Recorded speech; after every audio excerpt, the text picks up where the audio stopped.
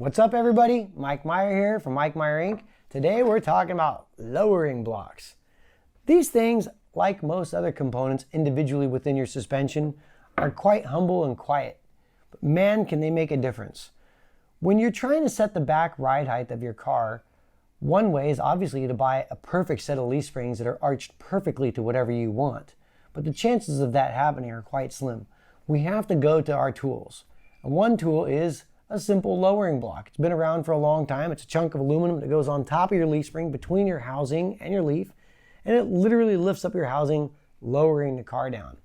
But there's a lot of little things about these that can kind of hose your suspension if you're not paying attention. And that's why we started making our own lowering blocks, because when we were doing installs in our shop, we'd run into problems where customers maybe would come in and the rear axle was aiming one direction and their car was crab walking down the highway and they didn't even know. So some of the things that we run into problems with is Fords have a 1/2-inch pin. Most lowering blocks are designed around Chevrolet parameters, 9/16 or even larger. So a lot of times the cheapy lowering blocks have the wrong size pin and or sometimes we'll get a leaf spring pad that has a great big hole and it slops around. You gotta know what size pin is fitting and aligning into your rear end housing, because that's what aligns that rear end housing to your car, is that pin location. It doesn't necessarily keep the force from moving back and forth, but it gives you your alignment. So the pin size on ours are 1/2-inch to match Ford 1/2-inch holes. The other thing with earlier housing, 64 to 66, the pin alignment hole is actually up a little bit. It's not down on the deck. So this pin has to be longer to be able to reach the hole up in the leaf spring pad. I've had lots of guys come in where this is a cheapy lowering block kit and this pin is too low, it never engaged the alignment hole and the housing is shifted back or frontwards. That's an issue. The other thing that we sell with our suspensions is a narrow leaf. You might have come across it. It's a rad 1 3/4 wide leaf that gives you more room for tires without cutting out the back of your car. When you go to put this narrow leaf in, you need to offset it 3/8 of an inch. So we've made our 1-inch lowering blocks accept keys. So you can center the rear end housing left to right in your car.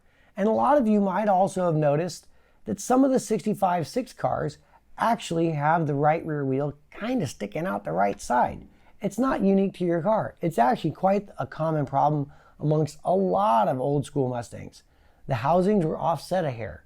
This allows you to get 1/16 of an inch increment changes to center your rear end housing, giving you that optimal tire clearance under your wheel wells.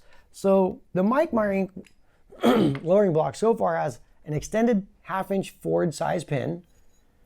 It comes with a key for the 1-inch blocks. There's not enough meat on the 1/2-inch blocks to do that. And the other thing that we do is we put a pinion angle wedge into them.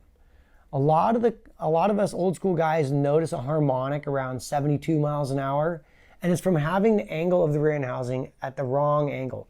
When we put our oversized leaf springs in, we correct the pinion angle 2 degrees to keep that front and rear universal happy to each other. And so all of our lowering blocks come with a 2-degree pinion angle wedge, and it has a little arrow saying the side goes forward. And that helps ensure that you got a nice smooth ride driving down the highway and you make the most life out of your universal joint. So when you buy a Mike Meyer Inc. lowering block, they're all made here. We pay attention to the Ford guy with our pin size. We pay attention to the fact that these old school guys have offset rear end housing sometimes and we need to center them up. And we also pay attention specifically to the pinion angle needs of our old school Mustangs. We have a 1/2-inch and a 1-inch block. The 1-inch comes with the key. The 1/2-inch just flat out doesn't have enough meat, but it still has the pinion angle wedge. It still has the extended pin, and it's still a rad little block. So take a look at our lowering blocks on our website. Really appreciate you guys tuning in. We'll catch up with you in the future. Have a great day.